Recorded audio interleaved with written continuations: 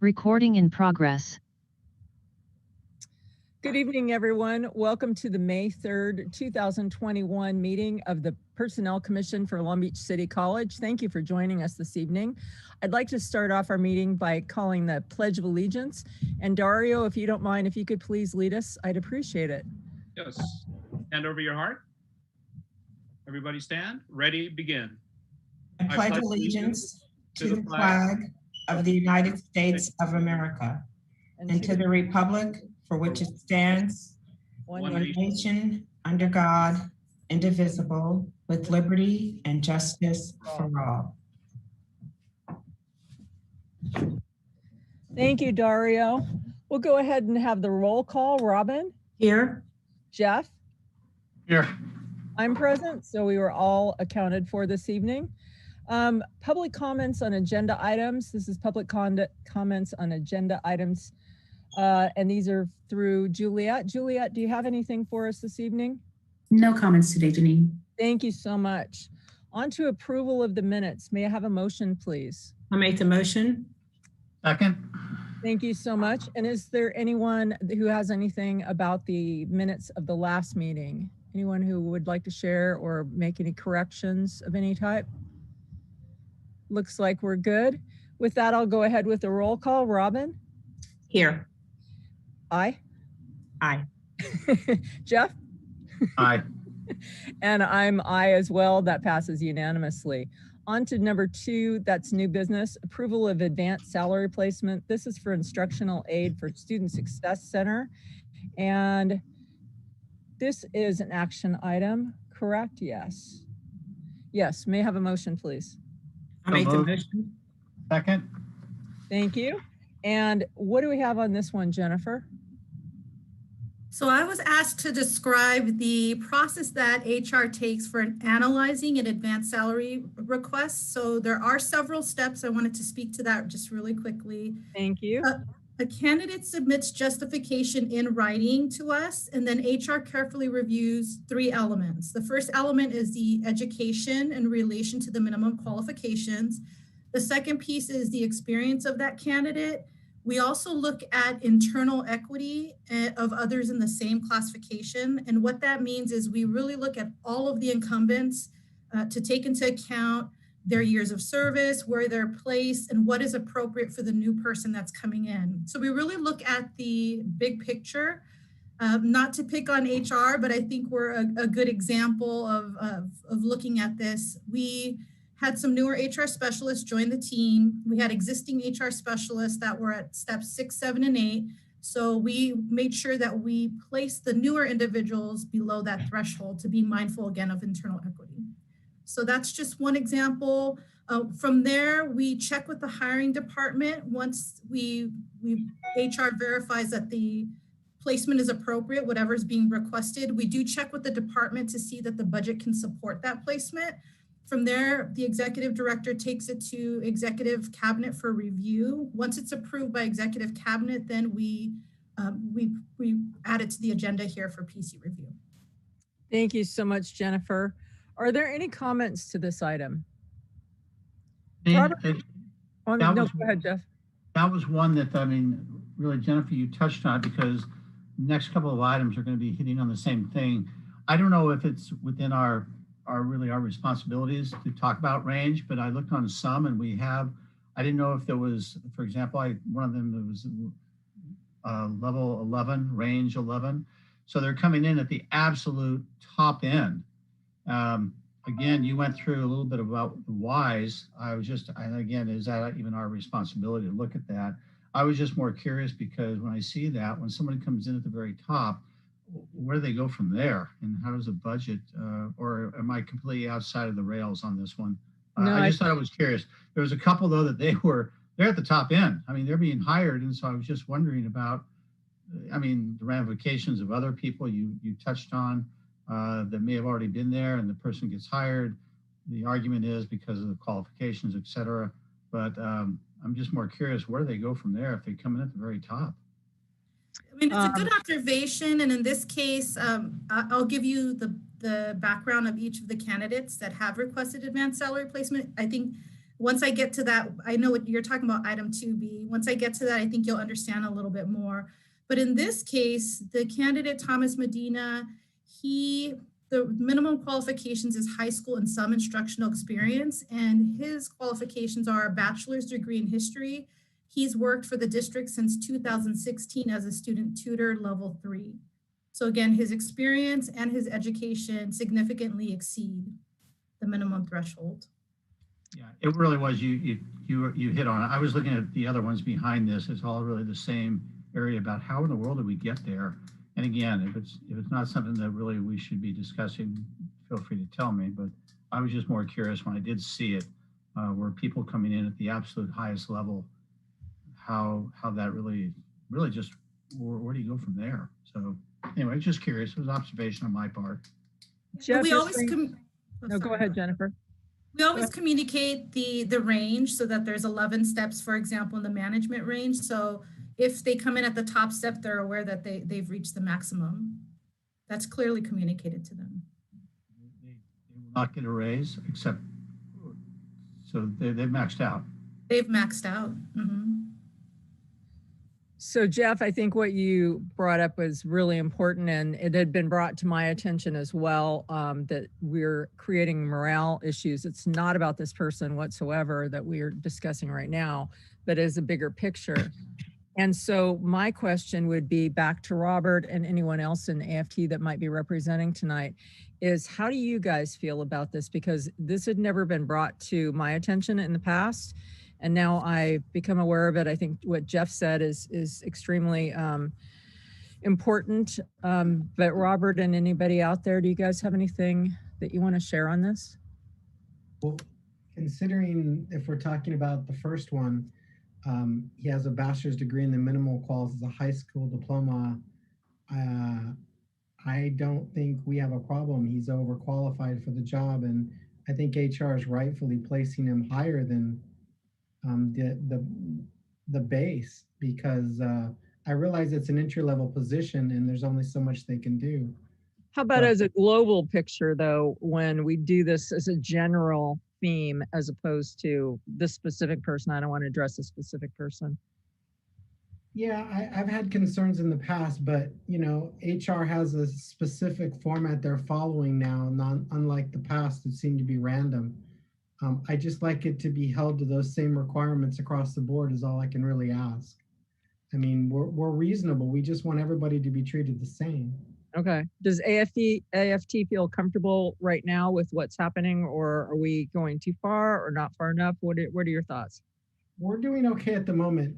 I've already been discussed these parameters with Jennifer, and I agreed with her. As long as she applies them to everyone evenly, I'm happy that they're doing that. Okay.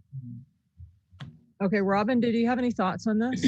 I had a question, and I was glad that Jeff actually brought this up because it was something I was going to bring up. But, and please educate me. It sounds like to me that if I understand this well, we're actually hiring someone that far exceeds the qualifications. Was there someone that met the qualifications that would not be placed at a grade 11? Because there's always going to be someone higher qualified for a position. And so I think that's where my bigger picture is where I'm looking at. Is there an element of fairness there? When someone takes a position they're less qualified for, obviously they're going to be overqualified for everyone in the pool. And is there a competitive advantage? So that's not going to be decided here, but I just want you to think about that. If the job requires a high school diploma and someone with a master's degree applies for it, well, of course, they're going to be the best qualified person. They're going to be overqualified. And those are the things I'd like to think about. I'm not expecting an answer today. And that was my comment. And again, when I looked at it, it wasn't, I really don't get into the individuals, so on. I was just more curious about, and maybe it's happened quite a bit. I haven't been in a position to really observe it, but where people come in at the highest level. That's what caught my eye. Just the fact that it was, suddenly you have how many steps, 11, and the person comes in at 11. That was more curiosity on my part. There's another one there that's also very high, and I didn't know if there was more steps that I was missing or they roll into another category. So really, that was really my basis, my questioning. And my question, and Jeff, you're right. My question is never about the individual. It's only about the global perspective. And so, again, if someone possesses far more of the qualifications, they are going to be qualified. And then where is the equity for those that don't have that? The job calls for, in this particular instance, a high school diploma. And that's all that I wanted to say. And it's not necessarily regarding this particular instance, but I want us to have a global perspective of how we look at this. Correct. It's a really valid observation and point, Robin, point well taken. You'll see that it's relevant in the next case. And the competitiveness of the applicant pool, I mean, we really can't control that. And we also provide the top 3 ranks to the hiring manager, and they select the person that best meets the qualifications, but also is a good fit for the current role and the climate and a lot of factors that they take into account. Jennifer, a good fit is not always an objective qualification. It's subjective. And so I want us to remember that some people aren't always a good fit, but they do a great job. I'm looking for us to make certain that we're not passing over anyone that meets the qualifications for someone that is highly qualified and really should be in a different position. Yeah, I think that's a great observation. Robert, can you make sure that we stay in line with what we're doing with all future advanced salary placements, you or anyone on the executive board? I'm just concerned that we are not now, but we have a potential of going off the rails, and I don't want to do that. Yeah, we keep an eye on that, and we communicate with Ms. Ramos on that when this comes about. I'll do, yes, I will, to answer your question simply. Thank you. Appreciate it. Anyone else? Go I'm ahead. sorry, just because I originally asked, I don't know if again, is this normally,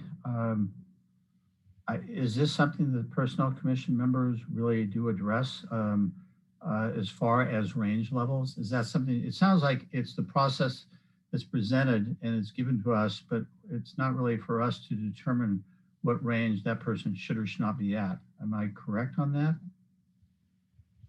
I think that we do determine when they enter from outside. I think we do determine that.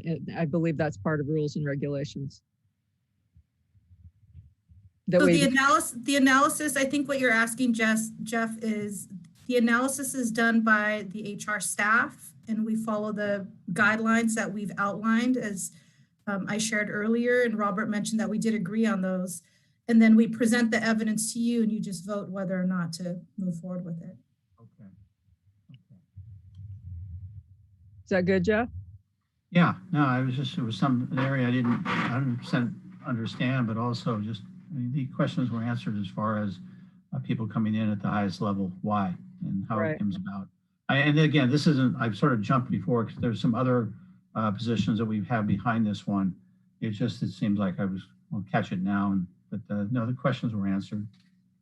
No, I and think we know, as long as we understand that, yeah, I think the college also is very conscientious of it and making sure, for a multitude of reasons why, it's a critical step in the whole process, not only for the person who we're hiring, but for other people that are already at the college. So no, thank you. I agree. No, thank you. Thank you for bringing it up. Robin, thank you for your input as well. And Jennifer, we appreciate all that you shared for us. Robert, any future concerns, by all means, bring them to us. So with that conversation, I think we'll go ahead and go to a vote if anyone else is not going to share. Everybody else is good. Okay, we'll go ahead and vote. Robin? You're on mute. I vote aye. Thank you. Jeff? Aye. And I vote aye. That passes unanimously. We're going on to 2B, which is approval of advanced salary placement. This is for Deputy Director of Operations and Maintenance. May I have a motion, please? So moved. Second. Thank you. And is there any discussion on the Deputy Director of Operations and Maintenance? And this was the one that came in at the highest step. That's really Right. what was prompted. Right. Answered. So the minimum qualifications for this role is a bachelor's degree and 3 years of experience. We are revisiting this as part of the class study, so it's important to put that out there. But the position happens to be a single incumbent management classification. It does operate as second in command to the senior director, so the right hand of that person, which is Walter Johnson. And other managers have come into the organization, as you can see, within 9 to 10 recently. So we do look at globally, placements that would be appropriate in that regard. So this candidate did ask for the top step. Her background is really impressive. Her educational background includes a bachelor's of science in mechanical engineering, a master of science in civil engineering, so 2 master's degrees, an MBA, 3 master's degrees, and a doctorate in educational leadership, which equates to, exceeding the qualifications quite a bit. Also 20 years of experience in the field of maintenance and operations, several certifications, extensive experience in personnel related matters from being a Skelly hearing officer, being involved in collective bargaining. So really strong background, which supports the placement at step 11. Okay. Any other discussion on this item? And for only because I'm more curious, because I'm always curious in this field, all those areas, but she's really coming in there to be the right-hand person so her real strength is going to be in construction management, correct? Well, we have a construction project manager, so we downgraded that deputy role as part of the reorganization. Okay, So, Mahoney and all that from the old days?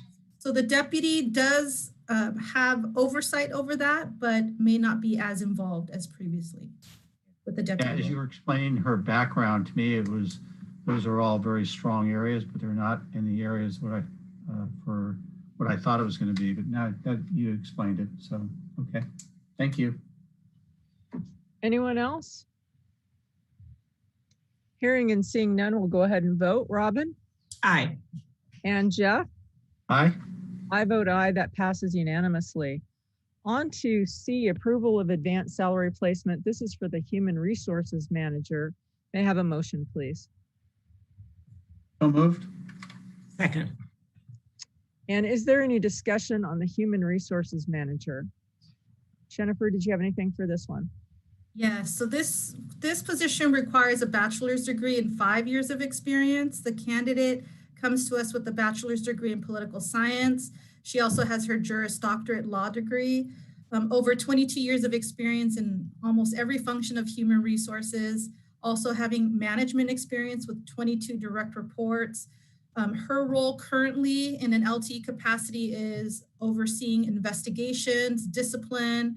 She's very hands-on with the performance management process and DEI initiatives, so diversity, equity, and inclusion initiatives. That's great. Where'd she come from, Jennifer? That's a weird question. Where did she come from? She worked at Los Angeles County for quite some time, so she has government experience. Great. Any additional comments, questions? Seeing none. Robin, you're on mute. Aye. Thank you. And Jeff? Aye. And I vote aye. That passes unanimously. On to D, this is approval of eligibility list. This is for the construction project manager. May I have a motion, please? I'll make the motion. Second.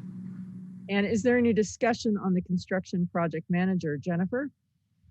Yes, we received 59 applications. 11 of the applicants were screened as qualified and participated in the oral panel interviews. 3 were placed on the eligibility list, and of those 3, 1 was an internal applicant. Great. Any other discussion on the construction project manager?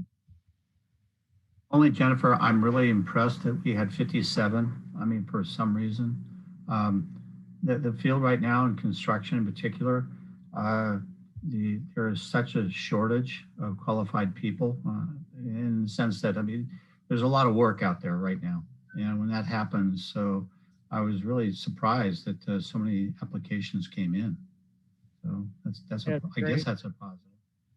It was a really competitive process. 11 interviewed, but only 3 were found to have the level of experience required to actually hit the ground performing the work. So Wow. That's good. Curious, do you know what the requirements were?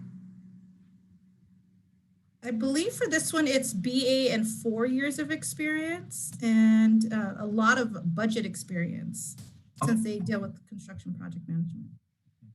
Interesting. Thank you.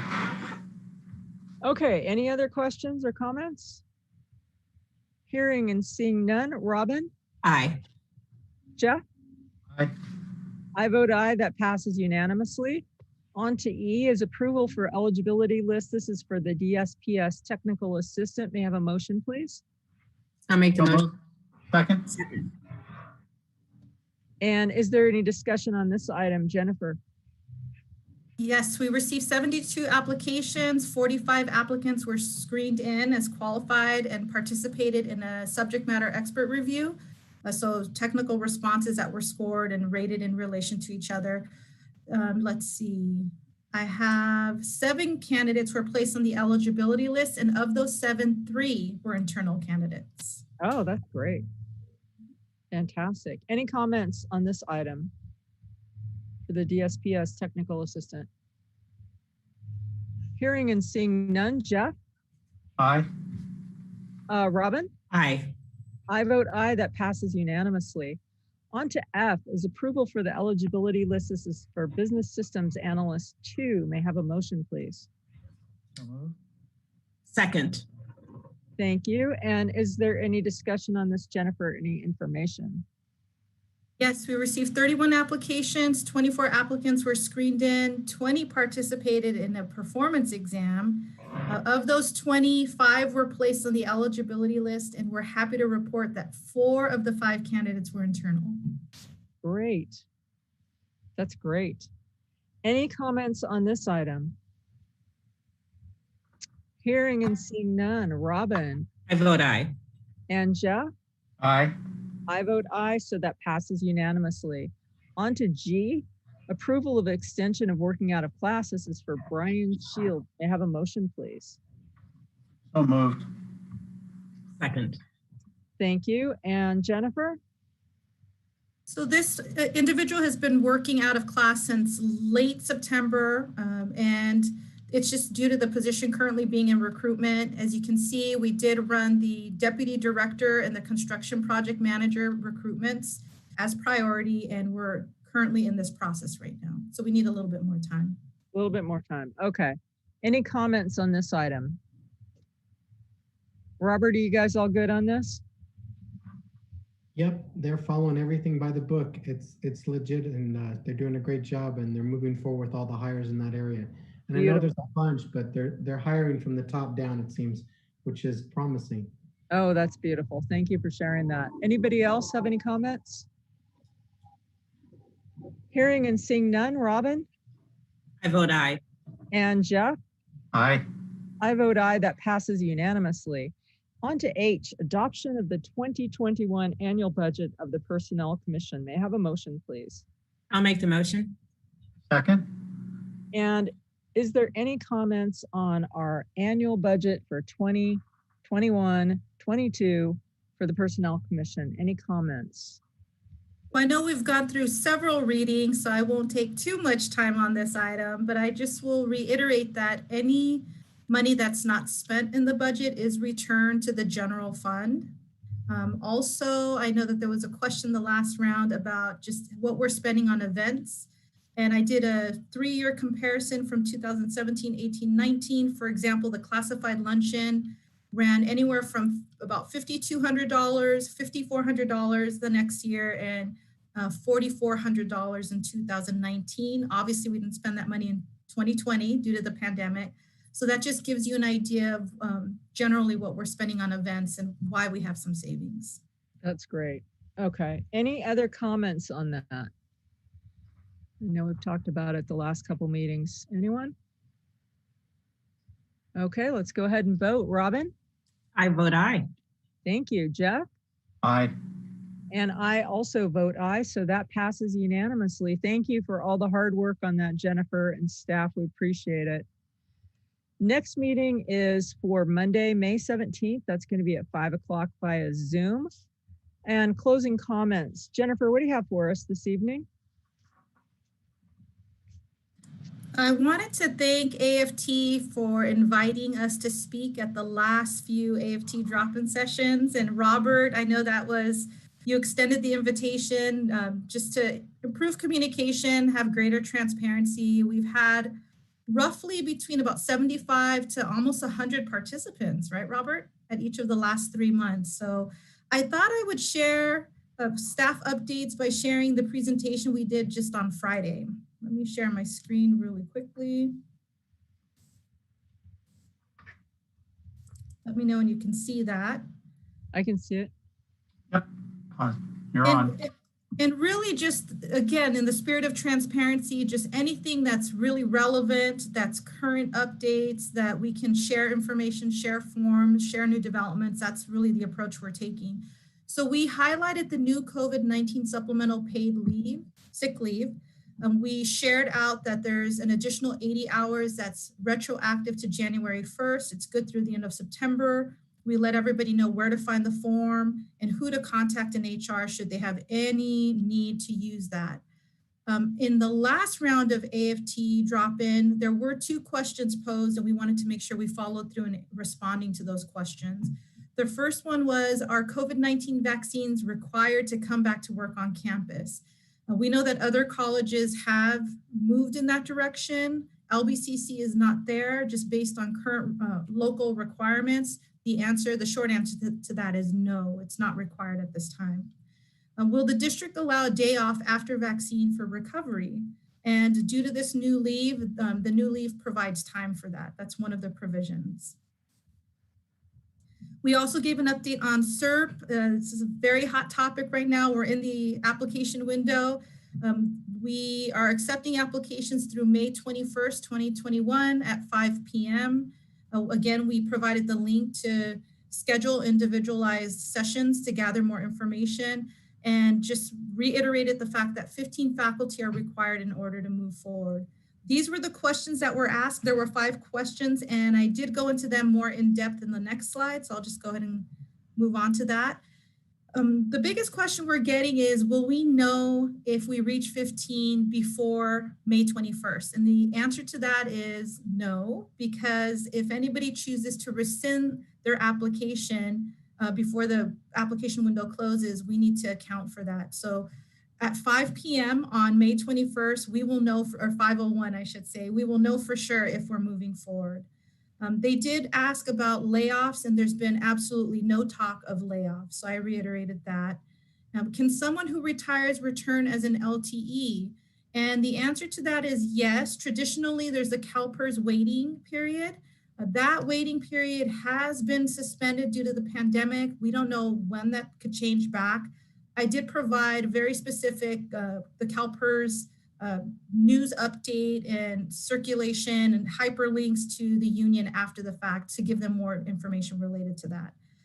How is retirement calculated? I shared out that it's really dependent on a lot of factors, including service, credit, age, and final compensation. Also, whether or not you've worked at other CalPERS agencies, if they have different retirement formulas. So it's really unique to each member, which is why we provided a phone number, the website, and also just a hyperlink with frequently asked questions to explore their unique case and make sure that they get the answers they need, the questions they have answered.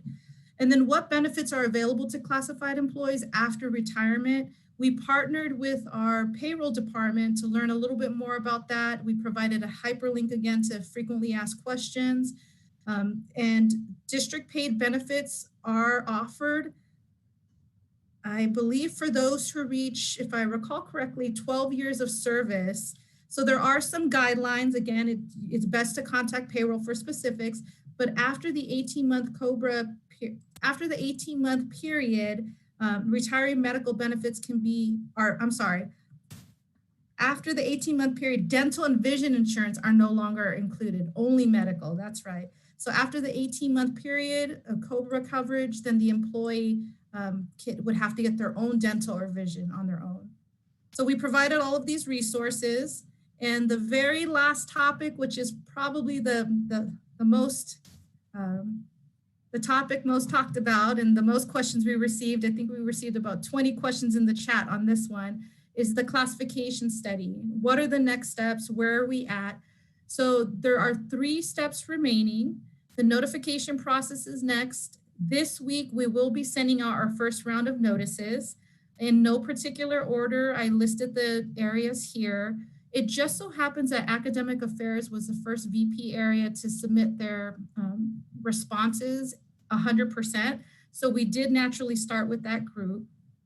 Next would be the appeal process. The appeal process is going to be handled in a 3-tiered approach.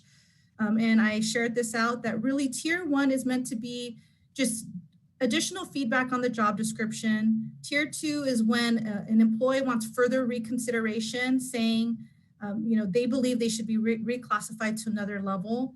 A good question did come up in the chat, which is, well, how will we know that? Are you going to give us information on what the department's going to look like or what my series is going to look like? And the answer to that is yes. The notice is going to provide 3 things.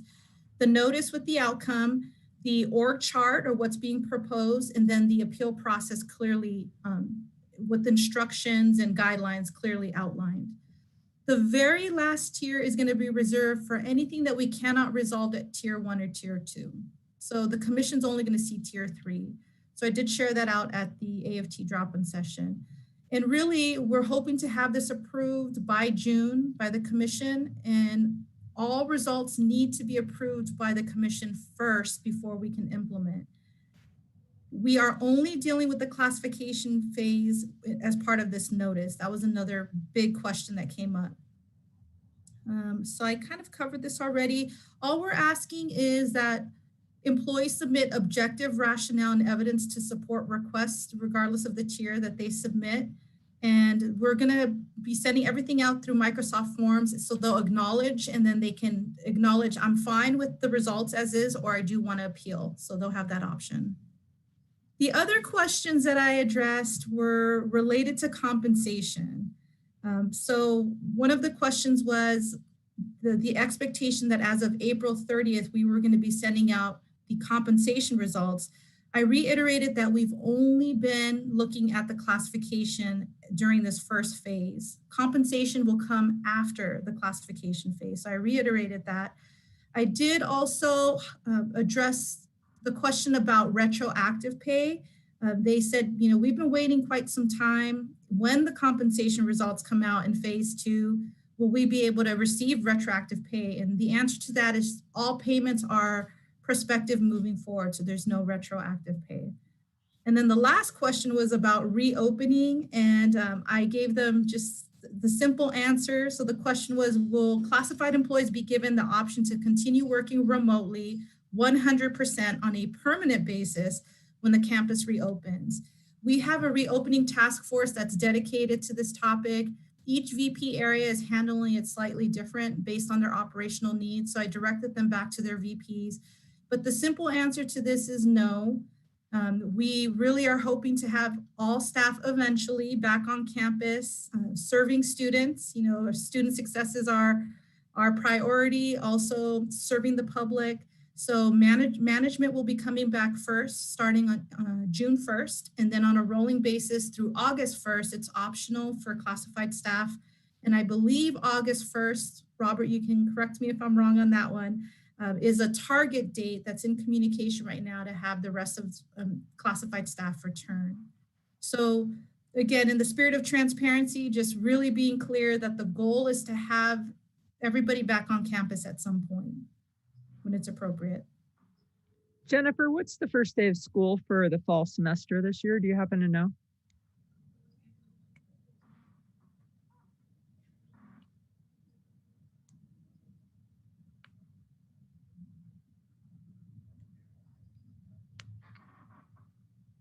Can't hear you, Jennifer. August, the second week in August? Yeah, it- according to the calendar, the first day of,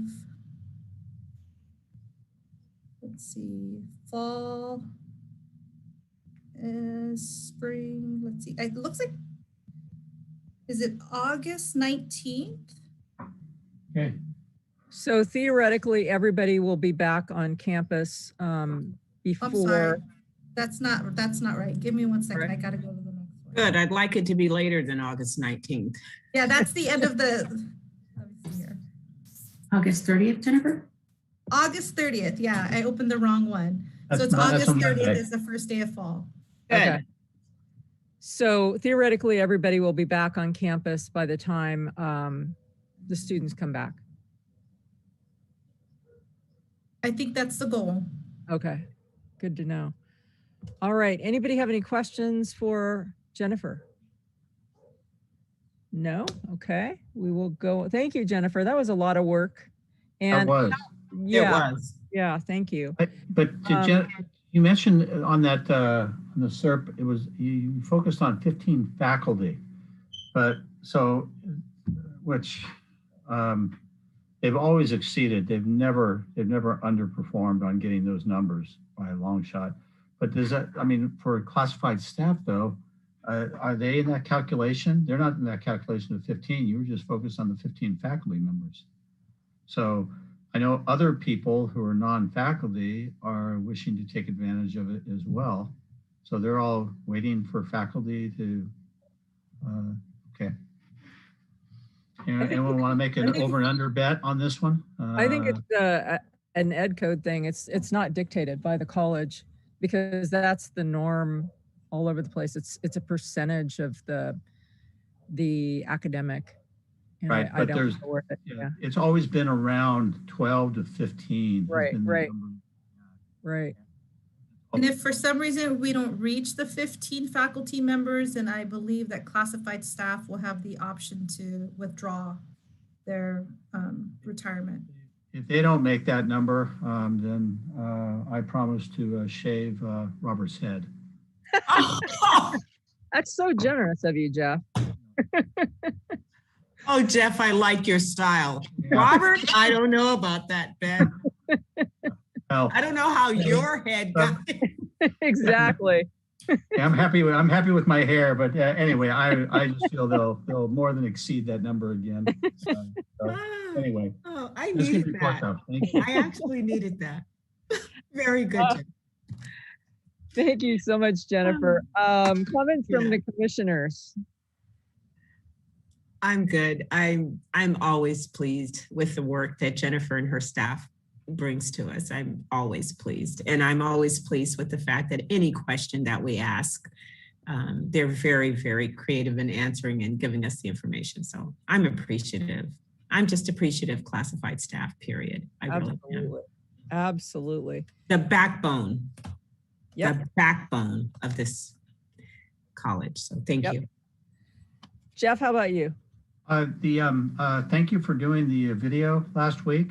I know Jerome accommodated and others, so I'm looking forward. I don't know when that's going to be completed. For me, it was just a lot of fun to catch up with Jerome on some things, but when is that going to be done? I mean, I think it's going to be very nice, but when's it actually going to be made public? Thank you to the 3 commissioners for coming onto campus and recording that. I can't wait to see it. We haven't received word from communications yet. Robin, I'm sure you did a great job. We haven't received word from them yet, but it will be ready prior to the 3rd week of May when we celebrate Classified Employee Week. So as soon as I get word, Jeff, I will let you know for sure. And more importantly, Jerome promised me he did not shoot anything below my waist because I came in from Palmdale, Lancaster, and so it was like 2 different attires, from one above the waist and one below the waist. Anyway, it was well done. I'm really happy we were able to do that. Thank you. And I wanted to echo those comments. I love Jerome and I always loved talking to him. So that was fabulous to be able to spend time with him. I finally got to meet Robin in person, which was so fantastic. What a great wonderful joy that was. And so thank you for accommodating that. And I so thoroughly enjoyed that. I want to thank everyone in communications for everything they did behind the scenes. I know there's a ton of editing, getting that footage put together. It's not an easy task. I know I could have done better, and I'm sure that they're working hard to try to make it look as good as possible. So I appreciate all their talent and hard work. Juliet and Jennifer, you put our schedules together masterfully. You also created a great script for us. So thank you for making us cohesive and making it look like we were all three in the same room. So I appreciate that as well. So everyone who contributed. If I can interject, I like to give credit where credit is due. Absolutely. Stacy Toto was instrumental in coordinating all of the moving parts. I don't know how she does it, but she's amazing. Thank you, Stacy. Thank you, Stacy. Thank you. Yeah. It was really fun. So it was just, it was a highlight of my day, seeing Jerome and seeing Robin. So thank you for doing that. I also wanted to add that I just had this blip of an idea that I shared with Jennifer already, that maybe we could consider a food truck for the staff luncheon, just as a way to get around some of our COVID issues, and might be fun and just a different way of seeing it. I realize we usually do a great big theme and it's a blast, but just maybe to make it a little bit easier for everyone and festive, maybe just throwing out there. If you guys don't want to do that, I totally understand. Also, I wanted to share, Robin had some brilliant ideas that she was just throwing out when we were sharing our few minutes together, getting our video done. Robin, do you want to share that? Because I just thought it was so brilliant. And or would you rather present that at another time? Just because of this evening and everything that we need to get done, if we could just table it for our next meeting. Okay. I need you to we have to go with it, because that's going to be a lengthy discussion, if that would be okay.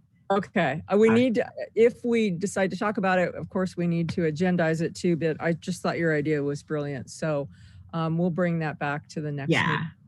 And so anyone else, do we have any public comments for this evening? I just lost my agenda up here. Anybody? Robert? I want In-N-Out burger, by the way. In-N-Out burger. I think it'd be so fun to have In-N-Out. That'd be so fun. Robert, do you guys have anything for us tonight? No, we're just thrilled that Jennifer's starting to send stuff out, and the HR department's been working tirelessly for this. So everyone's looking forward to it. So hopefully the next meeting will have, something to report that it's gone out amazingly well. That's great. And thank you for doing the drop-ins. That's awesome. I'm just so happy to have that communication piece when it's so hard to communicate. So no other comments from anyone on the outside public comments? Okay, with that, we are adjourned. I thank you all for being here. I thank you for your input. It's great to see your faces, even though it's via Zoom. And I will see you in 2 weeks. Have a good night, everyone. Be safe and God be with you. Thanks, everybody. I appreciate it. Recording stopped.